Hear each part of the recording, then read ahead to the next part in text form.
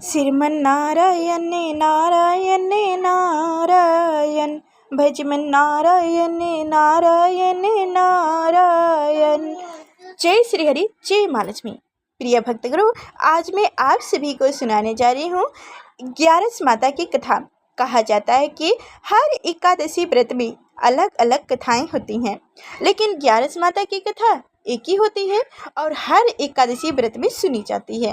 तो आज की जो कथा है वह है ग्यारस माता की कथा।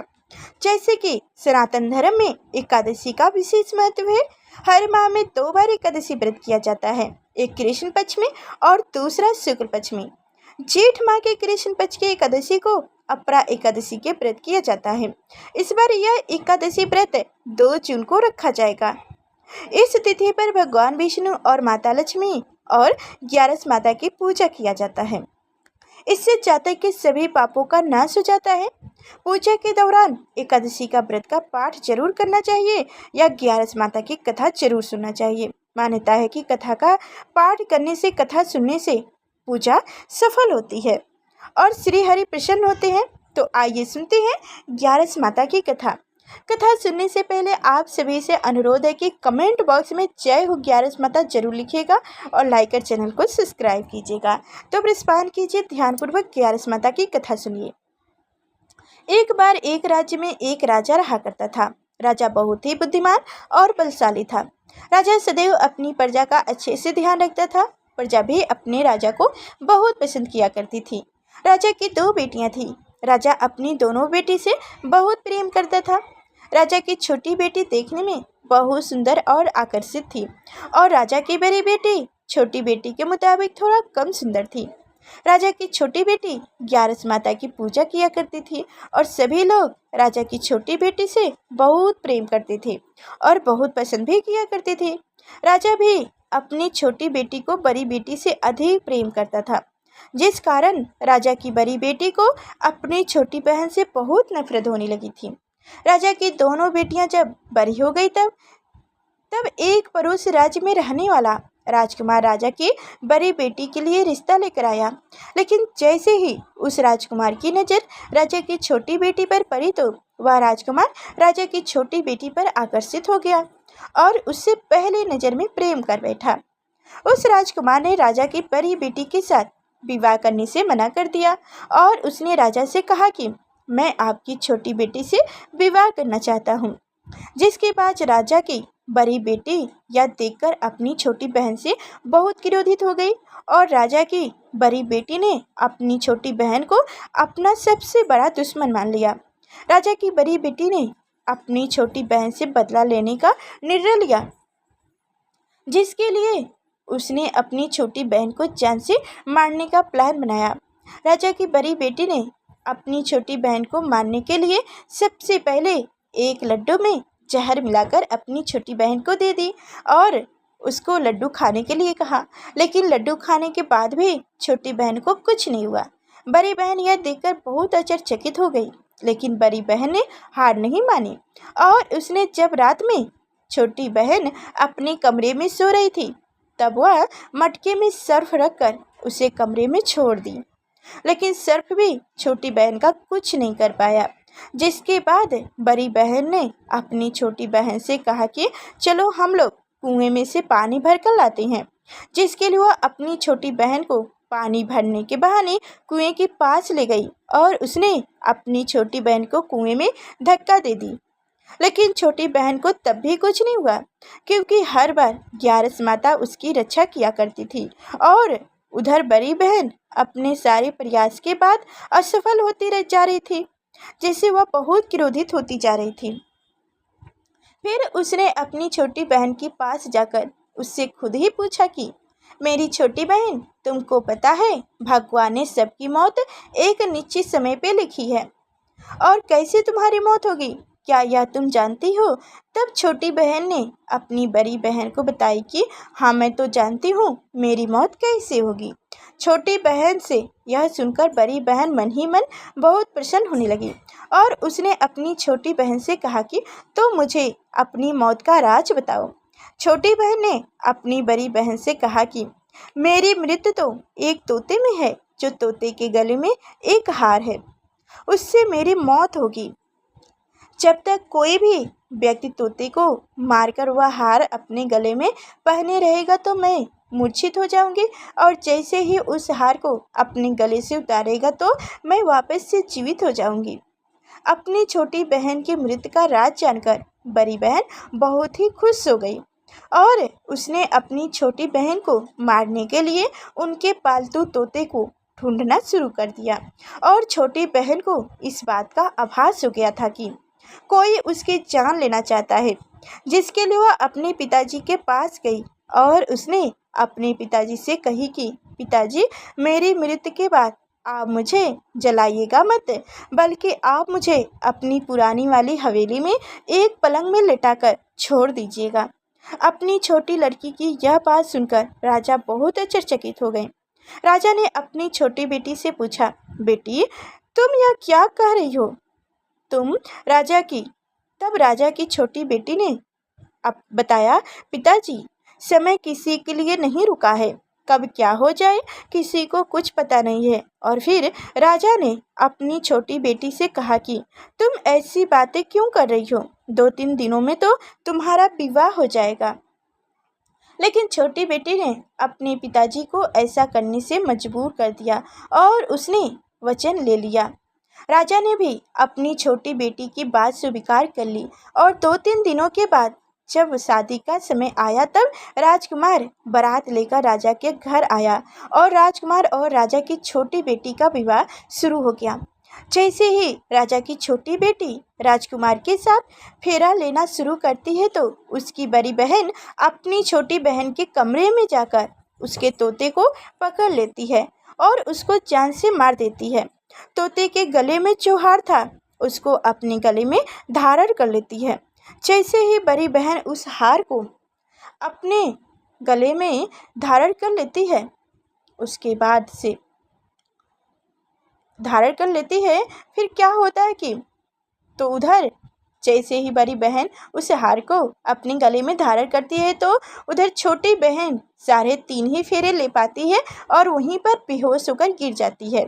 जिसके बाद राजा ने बड़े बड़े दर्द हकीमों को बुलवाया और अपनी छोटी बेटी का इलाज करने के लिए कहा। राजा की बात सुनकर वैद्य ने छोटी बेटी को जब चेक किया तो राजा को बताया कि आपकी बेटी ना तो जीवित है और ना ही मरी हुई है। यह मैं ऐसा पहली बार देख रहा हूँ। राजा ने वैद्य और हकीमों को यह बात बाहर बताने से मना कर दिया और उनको कहा कि अगर तुमने यह बात किसी को बाहर बताई तो हम तुम्हें फांसी दे देंगे। राजा ने अपनी छोटी बेटी को पुराने महल में ले जाकर एक पलंग में लिटा दिया और वहाँ पर कुछ सैनिक को तैनात कर दिया, वहाँ ठहरा कर दिया। वापस अपने महल आ गया।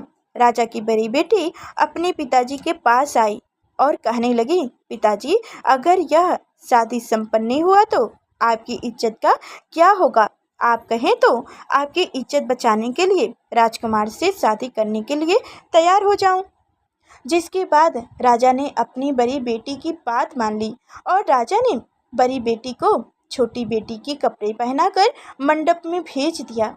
लेकिन राजकुमार यह जान गए कि यह राजा की छोटी बेटी नहीं है, बल्कि यह राजा की बड़ी बेटी है।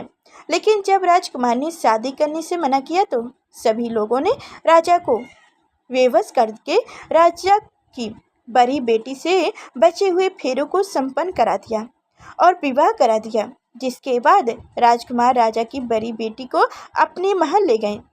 राजकुमार राजा की बड़ी बेटी से ना तो बात करते थे, ना ही उनको पसंद करते थे और ना ही उनके आसपास भटकते थे।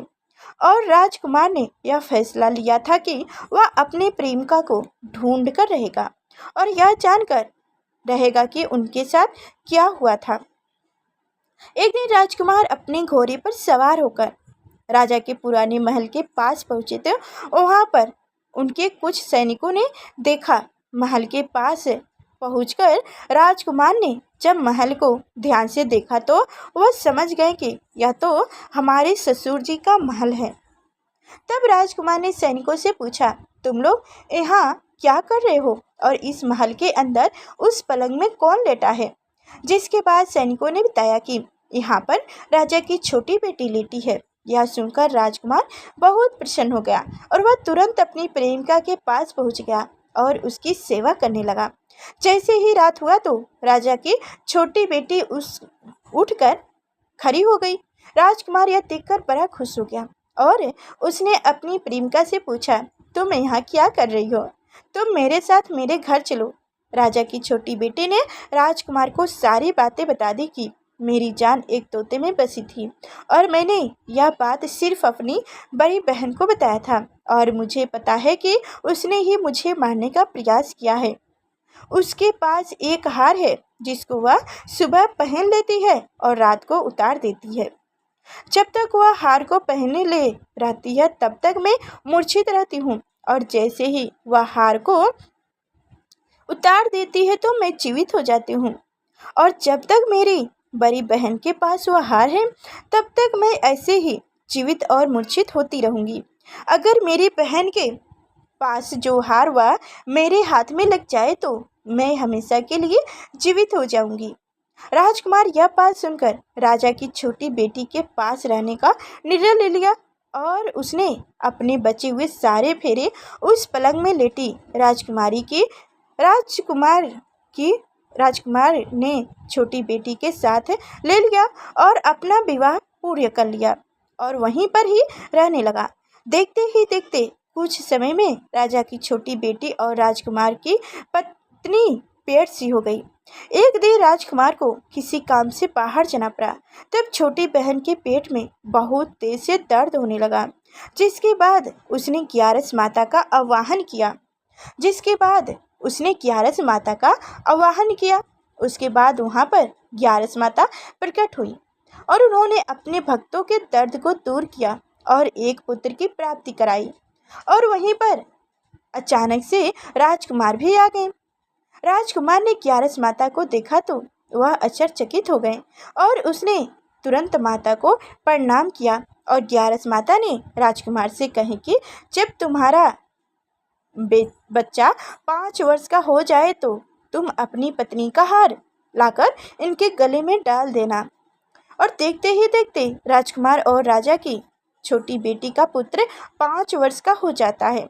तो राजकुमार अपने बेटे से कहते हैं कि बेटा, मैं कुछ काम से बाहर जा रहा हूँ, तुम अपनी माता का ध्यान रखना। और वहाँ से चला जाता है। राजा को बाहर निकलते देख बड़ी बहन के सैनिक देख लेते हैं और बड़ी बहन को जाकर सारी बातें बता देते हैं, जिसके बाद बड़ी बहन अपनी छोटी बहन के पुत्र को वहाँ से उठवा लेती है और उसको मार देती है। छोटी बेटे के पुत्र को 2 टुकड़े करवा देती है। पहला टुकड़ा चक्की के पास छुपा देती है और दूसरा टुकड़ा अपनी पलंग के नीचे रख देती है। अब ग्यारस माता भिखारी का रूप लेकर आती है। एक भिखारी का रूप रखकर बड़ी बहन के पास चली जाती हैं, जिसके बाद वहाँ पर भिक्षा मांगने लगती हैं। बड़ी बहन अपने नौकरों से कहती है कि जाकर भिक्षा दे दो, लेकिन जैसे ही नौकर ग्यारस माता को भिक्षा देने के लिए आते हैं तो माता उन्हें मना कर देती हैं और कहते हैं कि मैं तुम्हारी रानी से ही भिक्षा लूँगा। जिसके बाद बड़ी बहन स्वयं ही भिक्षा देने के लिए माता के पास आती है। तब माता एक बिल्ली का रूप लेकर उनके कमरे में चली जाती हैं और वहाँ पर छोटी बेटी के पुत्र को 2 टुकड़े को आपस में जोड़ देती हैं और उसे जीवित कर देती हैं। उसे वहाँ से ले जाती हैं। राजकुमार अपने बेटे को लेकर अपनी पत्नी के पास जाते हैं और उसे कहते हैं कि तुम इसका ध्यान रखना। अगर तुम इस बच्चे का अच्छे से ध्यान रखोगी तो मैं तुमसे बात करूँगा। एक दिन राजकुमार अपने बच्चे से कहते हैं कि तुम मम्मी से उनके गले का हार मांग लो। जिसके बाद राजकुमार का लड़का अपनी मम्मी के पास जाता है और कहता है कि मम्मी, मुझे तुम्हारा हार चाहिए जो तुमने गले में पहन रखा है। यह सुनकर पहले तो बड़ी बहन बहुत क्रोधित होती है, पर उसको यह याद आता है कि राजकुमार ने कहा था कि अगर मैं इस बच्चे का ध्यान अच्छे से रखूंगी तो वह मुझसे बातें करेगा, जिसके कारण वह हार को उस बच्चे को दे देती है और वह तुरंत हार को ले जाकर अपने पिताजी को दे देता है। और तभी राजकुमार अपने बेटे को लेकर वहाँ से जाने लगती हैं। और अपनी पत्नी से कहते हैं कि तुम हमारे लिए खाना बनाकर रखना, मैं शाम को आकर तुम्हारे साथ खाऊंगा। और वह अपने बेटे को लेकर वहाँ से चला जाता है, जिसके बाद वह राजा के पास जाता है और उनके सारी बातें बता देता है। राजा अपनी बड़ी बेटी की यह करतूत सुनकर बहुत क्रोधित होता है और अपनी परवरिश पर ही दोष देने लगता है और राजकुमार को अपनी छोटी बेटी के साथ रहने के लिए आदेश देती हैं। दोस्तों, उम्मीद है कि आपको यह कहानी अच्छी लगी होगी। ऐसे ही कहानियाँ, ऐसे ही कथा सुनने के लिए हमारे चैनल को लाइक कर चैनल को सब्सक्राइब कीजिएगा और बेल आइकन की घंटी दबा दीजिएगा, ताकि आगे जब भी मैं व्रत कथा लेकर, व्रत की विधि लेकर आऊँ तो सबसे पहले आप तक नोटिफिकेशन पहुँचे, जो मेरी कथा को आप समय से ही सुन सकें। फिर अगले नेक्स्ट वीडियो मिलेंगे, तब तक के लिए धन्यवाद। तब तक के लिए आप स्वस्थ रहिए, मस्त